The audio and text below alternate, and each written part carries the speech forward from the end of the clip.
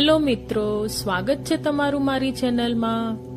આજે આપણે 12 રાશિઓના 12 જ્યોતિર્લિંગ વિશે વાત કરીશું। કઈ રાશિ સાથે કયા જ્યોતિર્લિંગની પૂજા અને મંત્ર જાપ સંકળાયેલો છે તેના વિશે વાત કરીશું। પુરાણો પ્રમાણે શિવજી જ્યાં જ્યાં સ્વયં પ્રગટ થયા છે તે 12 જગ્યાએ આવેલી શિવલિંગને જ્યોતિર્લિંગના રૂપમાં પૂજવામાં આવે છે। હિન્દુઓમાં એવી માન્યતા છે કે જે મનુષ્ય દરરોજ સવારે અને સાંજના સમયે આ 12 જ્યોતિર્લિંગોના નામ લે છે તેમના બધા પાપ લિંગોના સ્મરણ માત્રથી સમાપ્ત થઈ જાય છે। ભગવાન શિવના આમ તો અનેક જ્યોતિર્લિંગ છે, પરંતુ 12 જ્યોતિર્લિંગની પ્રસિદ્ધિ વધુ છે। આ જ્યોતિર્લિંગ એ જગ્યાએ બન્યા છે જે જગ્યાનું કોઈ ને કોઈ જ્યોતિષીય અને ખગોળીય મહત્વ છે। જેમ કે મહાકાલ જ્યોતિર્લિંગ કર્ક રેખા પર સ્થિત છે અને અહીંથી સંપૂર્ણ ધરતીનો સમય નક્કી થાય છે। આ પ્રકારે 12 જ્યોતિર્લિંગોનો 12 રાશિઓ સાથે ગાઢ સંબંધ છે। તો મિત્રો, આવો જાણીએ રાશિ પ્રમાણે કયા જ્યોતિર્લિંગની પૂજા કરવાથી અને કયા મંત્રનો જાપ કરવાથી ઝડપથી મહાદેવની કૃપા પ્રાપ્ત થાય છે। સૌપ્રથમ મેષ રાશિના જાતકો વિશે વાત કરીશું। તો મેષ રાશિના જાતકોને રામેશ્વર જ્યોતિર્લિંગની પૂજા કરવી જોઈએ।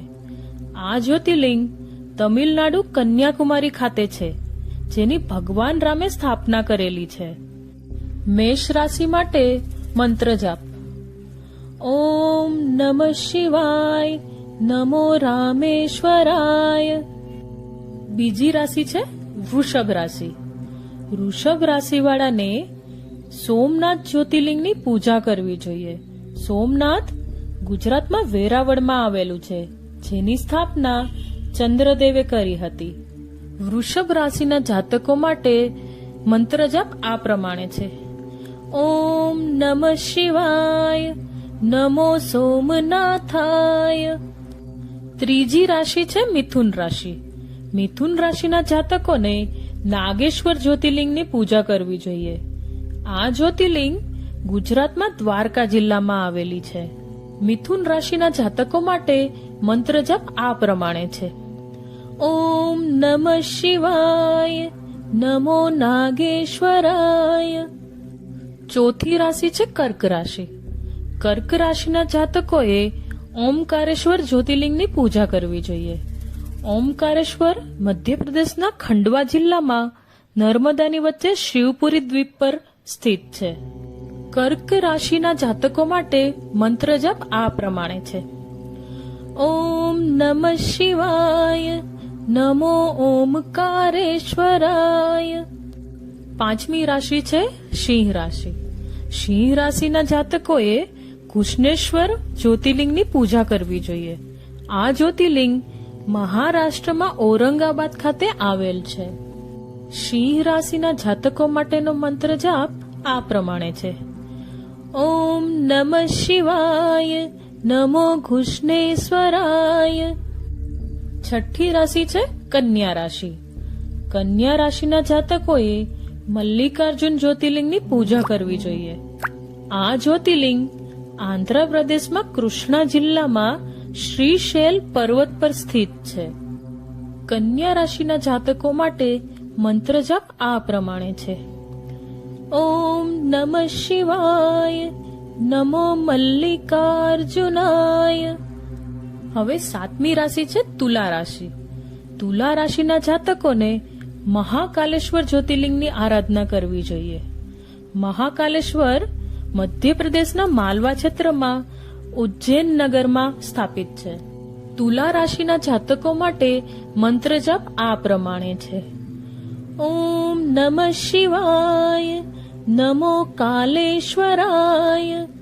હવે આઠમી રાશિ છે વૃશ્ચિક રાશિ। આ રાશિના જાતકોને બાબા વેદનાથ જ્યોતિર્લિંગની પૂજા કરવી જોઈએ।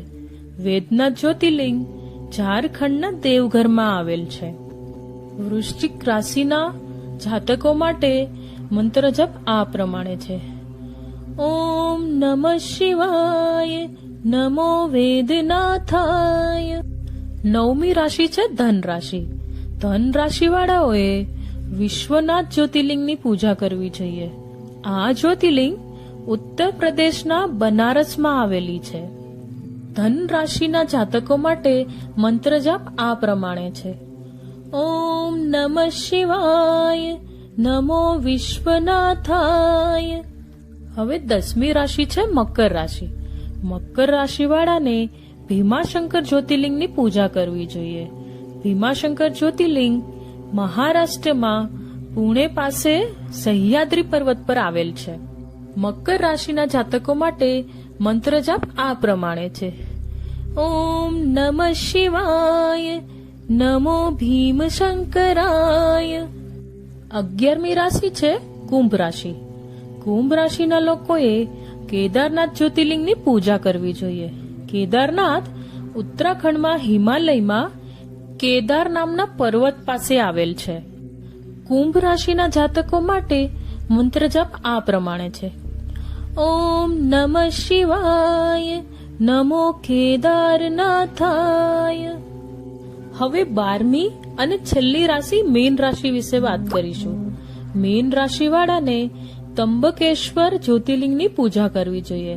ત્રંબકેશ્વર જ્યોતિર્લિંગ મહારાષ્ટ્રના નાસિક પાસે બ્રહ્માગીરી પર્વત પાસે આવેલ છે.